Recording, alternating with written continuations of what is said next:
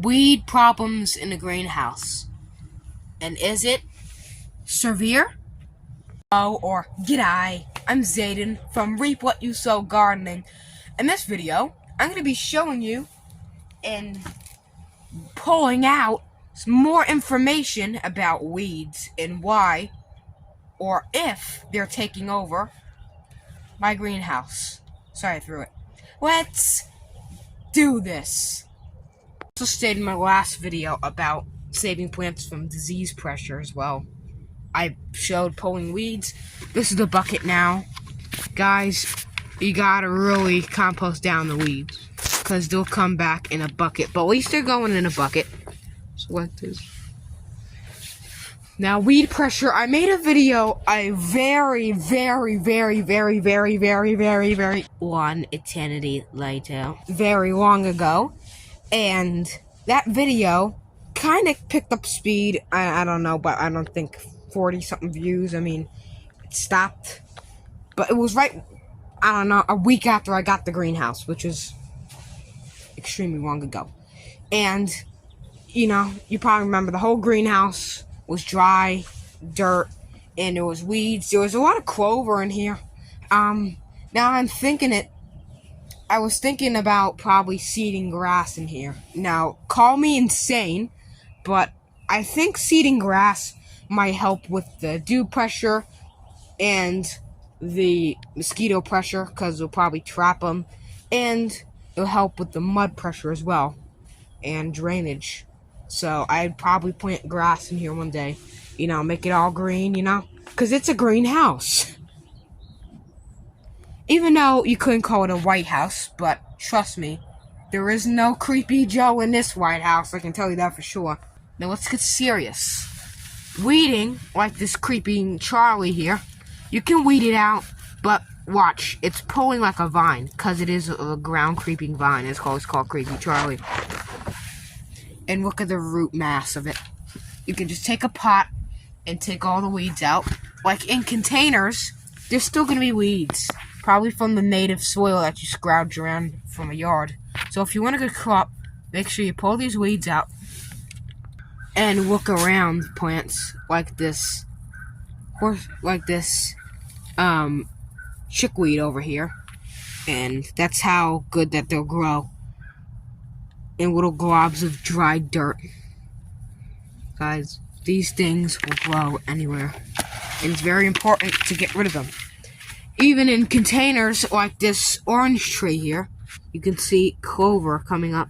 I will leave the clover, but I'll remove these weeds. The clover adds nitrogen to the soil, which the tree might like.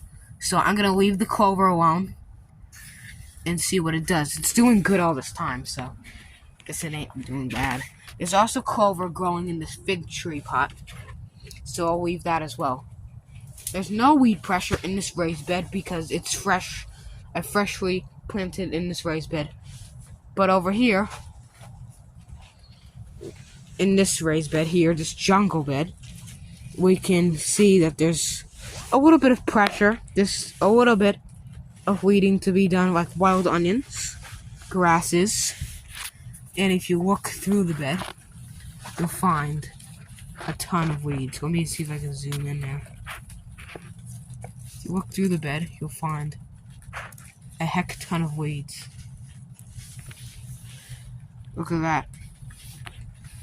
Now, I made a similar video, but pest pressure is severe in the greenhouse, also a very long time ago, and that also picked up speed. And we can see things. You may think this is a veggie, because, hey, there's some veggies in here that look like this.